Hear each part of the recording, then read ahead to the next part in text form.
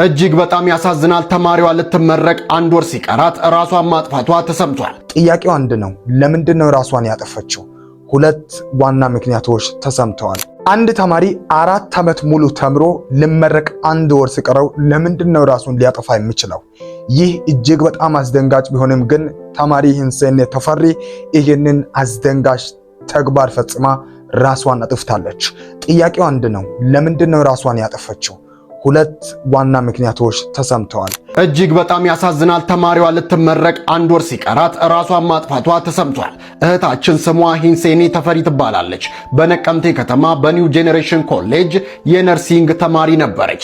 ታዲያ እህታችን እንደወጣው መረጃ ከሆነ የነበረባትን የትምህርት ቤት ክፍያ ሳትጨርስ ኤግዚት ኤግዛም መፈተን ስለማትችል ያንንም ያለባትን ገንዘብ ሰዎች ሊከፍሉላት ስላልቻሉ በዚህ ምክንያት ራሷን ማጥፋቷ የሚወጡ መረጃዎች ያመላክታል። ተማሪዋ እጅግ በጣም ጎበዝ እንዲሁም ከሰዎች ጋር ተግባቢ እንደነበረች ብዙዎች እየመሰከሩላት ይገኛሉ። እጅጉን በጣም ልብ ይሰብራል። የእውነት በጣም ነው የሚያሳዝነው። ለምን መሰላችሁ?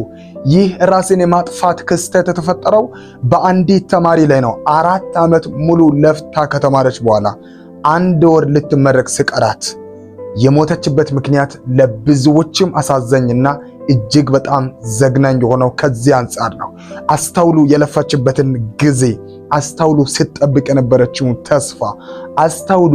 ለብዙዎች ምናልባት ለማዳን የሚሆን የነርሲንግ ትምህርቷን እየተማረች ጨርሳ ወደ መጨረሻው ደርሳ ኦልሞስት በሰኔ ወር ብዙ ኢትዮጵያውያን እንግዲህ በያሉበት ተማሪዎች እንደሚፈተኑ ይታወቃል፣ የኤግዚት ኤግዛምን ማለት ነው። ነገር ግን እጅግ በጣም የሚያሳዝነውና ልብ የሚሰብረው 15,000 ብር የመጨረሻው ዓመት ገንዘቡ ሙሉ በሙሉ አልተከፈለም ነበር። ይህንን ገንዘብ ለመክፈል ታዲያ አንዳንድ መረጃዎችን እያየሁኝ ነበር። ከዚህ በኋላ በጣም አሳዛኙን ነገር እነግራቸዋለሁ። ገንዘቡ እንዳልተከፈለ እንግዲህ ኒው ጄኔሬሽን የሚባለው ኮሌጅ ማለት ነው፣ በነቀምት ከተማ የሚገኘው ኮሌጅ ይህንን መረጃውን እንግዲህ ይነግራል ማለት ነው። ከዚህ መረጃ በኋላ ደጋግማ ትምህርት ቤቱን ለምናለች፣ አልቻልኩም መክፈል ብላ ማለት ነው። ከዛ ደግሞ ቀጥሎ ምን እንዳደረገች ታውቃላችሁ? እሷ የምታውቃቸውንም ሰዎች ደርሳ እባካችሁ እርዱኝ፣ ይህንን ጊዜ ገንዘብ ከፍዬ ልለፍ ብላ ጠይቃለች። መረጃውን እዚህ አስቀምጥላችኋለሁ። ታዲያ በዚህ ጊዜ ማንም የሚሰጣት ሰው ይጠፋል ማለት ነው። ከዛም በላይ ደግሞ ትምህርት ቤቱ እምቢ ብሏል። ከዛ የሚሰጠውንም ሰው ታጣለች። ያኔ ነው ራሷን እንግዲህ ለ15,000 ብር ብላ ያጠፈችው። በዚህ ጊዜ እንግዲህ ልሰማት የሚችለውን ስሜት ታውቃላችሁ?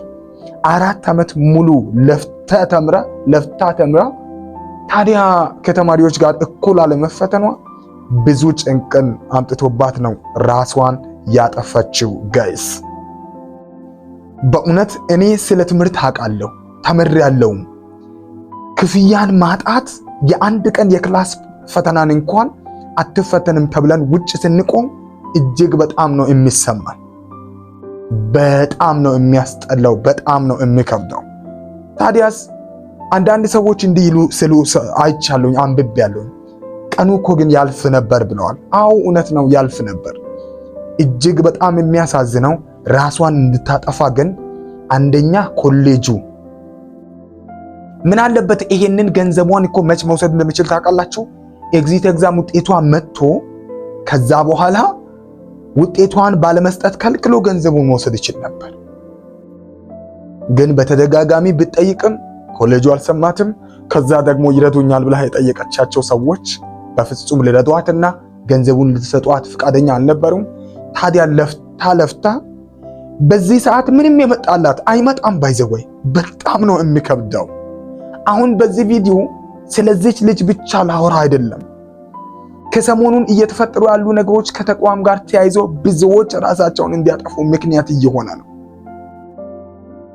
አሁን ሁለት አካላት ተጠያቂ ናችሁ ለዚህ ሞቷ ማለት ነው።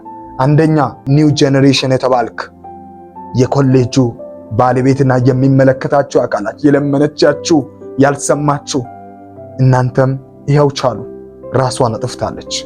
ለሌሎቹ ደግሞ ይቺ ተማሪ ደርሳ ጠይቃችሁ ገንዘብ የከለከላችሁ አቅማችሁ እየቻለ ይኸው ቻሉ፣ ተማሪ ሂንሴኔ ራሷን አጥፍታለች።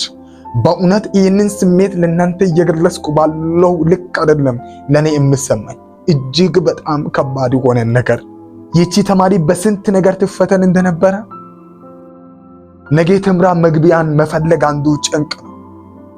እየተማሩ ለፈተናው መጨነቅ አንዱ ፈተና ነው። ከዛ ደግሞ ገንዘብ አጥቶ ከፈተና መቅረት ሌላው ፈተና ነው። ይሄንን እንግዲህ ፈተና ባለመሸከምና ከብዷት ተማሪ ሂንሴኒ ራሷን አጥፍታለች። እባካችሁን ከዚህ አሁን እየረገፈ ካለው ወጣት በስተጀርባ ያላችሁ አካላት አንዳንድ ጊዜ እየቀለዱ ነው እያላችሁ አትተዋቸው። ከጎናችሁ ያሉ ወጣቶችን ትሪት አድርጉ፣ ጠይቋቸው፣ ስሟቸው። ትንንሽ የሆኑ ነገሮችን ባለመስማት እንግዲህ ለ15,000 ብር አታ ተማሪ ናት። በእርግጥ ባይዘወይ ወይኔ የትምህርት ላይፍ እጅግ በጣም የመከፋት ጊዜ ነው። ብዙ ነገር ይከፋቸዋል። ብዙ ነገር ነው የሚሰማችሁ። ታዲያ ይህንን ጭንቀት ተማሪ ጓደኞቿ ሲፈተኑ ጓደኞቿ ወደ ፈተናው ሲቀርቡ እሷ ያንን ማድረግ ባለመቻሏ በጣም የሚገርመው ደግሞ ሌላው እጅግ በጣም ጎበዝ ተማሪ ነበረች። ጥሩ ውጤት አምጥታ ነበር። ምን ያደርጋል ታዲያ ጥሩ ውጤት ብታመጣም ጥሩ ውጤት ሲያመጣ ዝም ብሎ ሲኩራራ የነበረ ተማሪ እንኳን ኤግዚት ኤግዛሙን ቁጭ ብሎ ሲፈተን እሷ ግን ይህንን ማድረግ ባለመቻሏ ሰዎችን ብትጠይቅም ኮሌጁን እንዲረዷት ብጠይቋትም ማንም ግን የሰማት አልነበረም። ታዲያ ራሷን እንድታጠፋ ምክንያት ሆኗል። እጅግ በጣም ነው የሚያሳዝነው። በእንደዚህ አይነት ምክንያቶች ራሳችንን እናጥፋ አይደለም አሁን መልእክቴ። እባካችሁን ከጎናችን ያሉ ወጣቶችን እና ተማሪዎችን ተረዱ። እጅግ በጣም ነው የሚያሳዝነው። ለተማሪዋ ወላጅና ለቤተሰቦቿ በአጠቃላይ መጽናናትን እንመኛለን። እኔ ግን እጅግ በጣም እያሳስበኛል። ለወጣት ትንሽ ቦታ የሰጣችሁ እናንተ እባካችሁን በየአቅጣጫ በየተቋማት የምትሰሩ አካላት ልብ በሉና ለወጣቶች ትኩረት ብትሰጡ። ሌላ እጅግ በጣም አሳዛኝ የሆነ መረጃ ሰምታችኋል። እጅግ የሚዘገንን ሌላ በወጣት ላይ የተፈጠረውን ነገር ምንድነው የተፈጠረው? በከሚሴ ደግሞ አሳዛኝ ነገር ሌላ ተሰምቷል። ሌላ ጉድ ስሙት እስኪ። በከሚሴ ምንድነው የተፈጠረው? የ19 ዓመቱ ታዳጊ በደረሰበት የጥይት ድብደባ ህይወቱ ወዲያው ሊያልፍ ችሏል። ወጣት ሱደይስ የባጃጅ ሹፍርና ስራውን በመስራት ላይ ያለም በግፍ በጸጥታ ኃይሉ በጥይት ተደብድቦ ህይወቱ አልፏል። የ19 ዓመቱ ወጣት በሹፍርና ቤተሰቡን እንዲሁም ራሱን የሚያስተዳድር ሲሆን ለምን በ2 ሊትር ሃይላንድ ነዳጅ ያስክ በሚል ተልካሻ ምክንያት ትላንት በጥይት ተደብድቦ ህይወቱ አልፏል። የቀብር ስነ ስርዓቱም በትውልድ ሀገሩ ሀርቡ ወዳጅ ዘመዶቹ በተገኙበት ተከናውኗል። እጅግ በጣም ውስጥ እንዲወርድ ያደረገው ሌላኛው ሐዘን ለኢትዮጵያ ወጣቶች እጅግ በጣም አሳሳቢ። በቀጣይ ቪዲዮ እሰራላችኋለሁ። በጣም አሳዛኝ የሆኑ ነገሮች በኢትዮጵያ ውስጥ በተለይ በወጣቱ ላይ እየተፈጸሙ አሉ። ተመልከቱት፣ ይህንን ወጣት ተመልከቱት። ገና ሰርቶ ለመኖር እያለመ እኔ ምንም ማለት አልፈልግም። ይህንንም ቪዲዮ እያያችሁ ምን አገባ የምትሉ የምትሰድቡ ሰዎች ስላላችሁ የእናንተ ስድብ ምንም ሊሆን ይችላል። ግን በጸጥታ አካላት ቤንዚል በእጁ በሃይላንድ ይዟል ተብሎ እያየን አይደለም? እንደ ቤንዚል እንዴት እየሆነ እንደሆነ እንዴት እያደረጉ እንደሆነ እነማን እየሸቃቀጡ እንደሆነ እያየንልን። ለምን ወደ ህግ መቅረብ እየቻለ ለምን ወደ ህግ ቀርቦ መጠየቅ እየቻለ ግን በጥይት ተመቶ አዲስ አበባ የተፈጠረውን ከሰሞኑ ታውቃላችሁ። አሁን ደግሞ በከሚሴ ሌላ አሳዛኝ ዜና ምንድነው? ለወጣቶች ምን ታስቧል ነው? እኔ ወጣቶችን እንዴት እያየን ነው ያለ ነው? በቃ እንድጠፉ ተብለዋል እንዴ? ወጣቶች እንድጠፉ ነው የተባለው? እሺ አይኑሩ። ብዙ ነገር የሚያንገላታው ወጣት አይኑር። ስንቱ ስራቶ በሚጨነቅበት ጊዜ ለስራ ብሎ በወጣበት በአንድ በጸጥታ አካል በአንድ አስቸጋሪ በሆነ በክፉ ቡድን እንኳን በሞት አይገርምም። ግን በጸጥታ አካል እንግዲህ እንዲሞት ተደርጓል። ጋይስ በወጣቶች ላይ እየሆነ ያለው ምንድን ነው? እውነት በጣም ነው የሚያሳምነው። ጥፋት በህግ መሰረት ይጠየቃል እንዴ?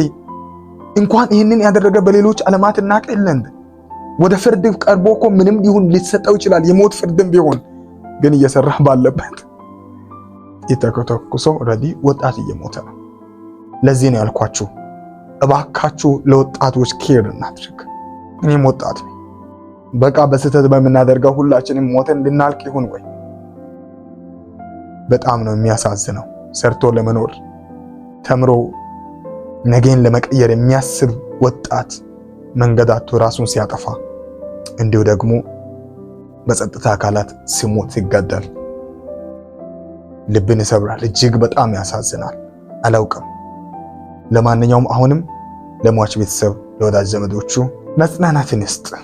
ጋይስ ምንድነው ማለት የምትችሉት? እስኪ የእናንተን ሐሳብ አስቀምጡ እባካችሁ። ብዙ ሰው ሁሉ ለወጣቶች ኬር እንዲያደርግ ሁላችሁም ይህንን ቪዲዮ ሼር አድርጉልኝ።